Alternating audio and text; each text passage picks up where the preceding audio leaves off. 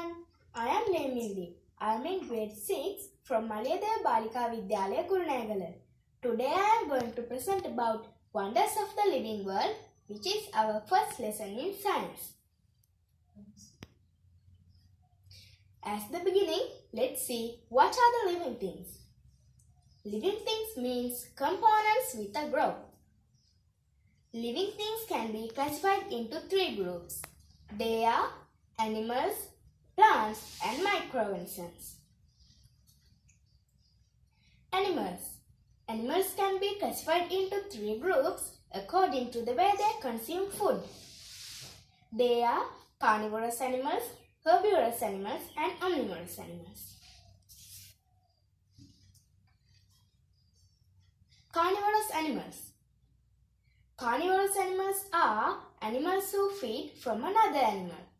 For examples, lion, cheetah and crocodile.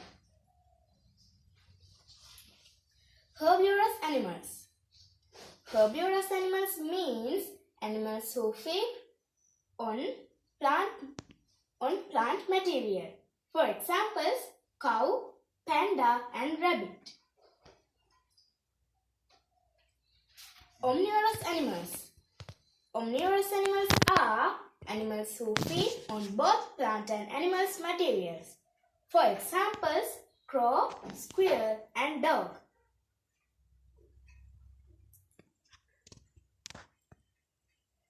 We talked about our first group in living things. Our second group is plants.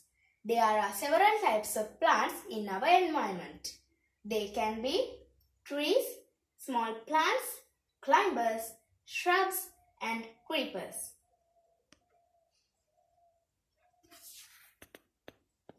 Our third group of living things is microorganisms. Microorganisms are organisms which are invisible to our naked eye. We use compound microscope to observe them. I have shown a figure of a compound microscope. There are 5 types of microorganisms. They are virus, bacteria, fungi, algae and protozoa. We talked about what are the living things. Let's see what are the characteristics of living things. There are 5 main characteristics. They are respiration, reproduction, nutrition, movements and growth. Respiration. What is respiration? Respiration means the process of oxygen in the air once breathed in react with food stored in the body and produce energy. Do we know there are 2 processes in respiration? First one is inhalation, second one is exhalation. Inhalation means taking of oxygen gas into the body. And exhalation means releasing of carbon dioxide gas from the body. Animals use different kinds of respiratory organs to respiration. For examples, humans use lungs and fish use gills.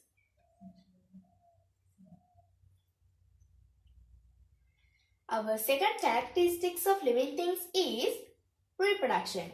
What is reproduction? Reproduction means a matured living being producing new members of same species. Third one is nutrition. What is nutrition? Nutrition means satisfying the food requirements of organisms. Organisms can be classified into 2 groups according to the way they produce food. First one is autotrophic organisms, second one is heterotrophic organisms. Autotrophic organisms means organisms who can produce their own food. Most green plants are autotrophic. The process of green plants produce their own food using sunlight, carbon dioxide and water is called photosynthesis. Heterotrophic organisms. Heterotrophic organisms are organisms who cannot produce their own food but depend on the food produced by other organisms. All the animals are heterotrophic organisms. Our fourth characteristics of living things is movements. Both plants and animals show various movements to satisfy their requirements. Most of the animals can do locomotion. Locomotion means the way of moving from one place to another place. But some animals can do movements only. They cannot do locomotion. They are sea anemone, coral polyp, and hydra. Do you know plants also show various movements?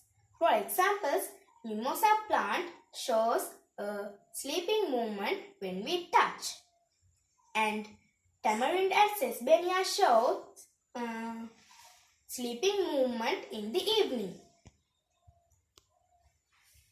Our fifth characteristics of living things is growth. What is growth?